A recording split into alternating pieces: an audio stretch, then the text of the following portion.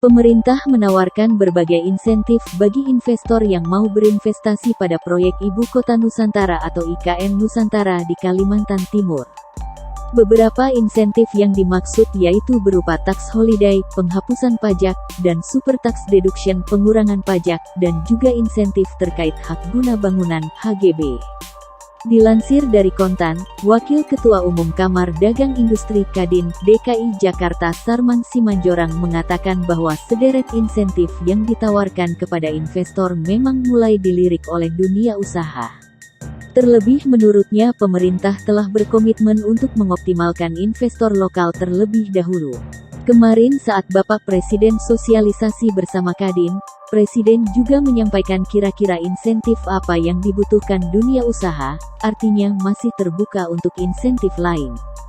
Dan ini menarik minat investor, terang Sarman, Senin, tanggal 24 Oktober tahun 2022. Terkait dengan ancaman resesi, menurut Sarman ini memang akan menjadi pertimbangan bagi investor untuk berinvestasi dalam proyek IKN Nusantara. Untuk itu menurutnya pemerintah perlu segera merampungkan aturan turunan UU IKN agar investor mendapatkan kepastian hukum. Untuk saat ini, Sarman mengatakan, dari hasil pertemuannya antara Kadin dan Presiden, sudah banyak dunia usaha yang menaruh komitmen kepada proyek di IKN. Mulai dari sektor pendidikan, kesehatan, pusat perbelanjaan termasuk usaha mikro kecil menengah UMKM.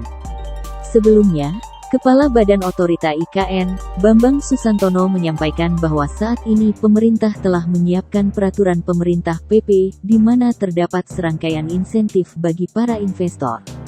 Insentif yang disediakan ialah proses perizinan usaha dan izin kerja yang lebih sederhana, serta berbagai insentif fiskal.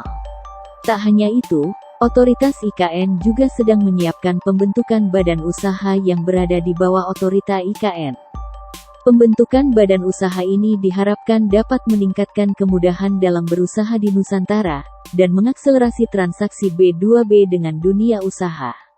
Sebelumnya, Direktur Center of Economics and Law Studies, CELIOS Bima Yudhistira mengatakan obral insentif bukan satu-satunya pertimbangan investor untuk menanamkan uang di IKN Nusantara. Lebih dari itu, kondisi makroekonomi termasuk ancaman resesi global tahun depan, naiknya suku bunga dan selisih kurslah yang menjadi faktor utama investor tertarik dalam suatu proyek. Selanjutnya, menurut Bima meski sudah ada undang-undang tentang IKN, investor juga akan mempertimbangkan kepastian hukum pasca pemilu dengan alasan kondisi resesi dan pelebaran defisit fiskal. Bisa saja Presiden terpilih 2024 menerbitkan Perpu untuk tunda sementara IKN. Selain itu, faktor imbal hasil di proyek IKN karena rencana awal adalah pemindahan ibu kota pemerintahan bukan kawasan industri atau kawasan komersial. Hal ini menurutnya juga cukup menentukan minat investor dalam berinvestasi di IKN.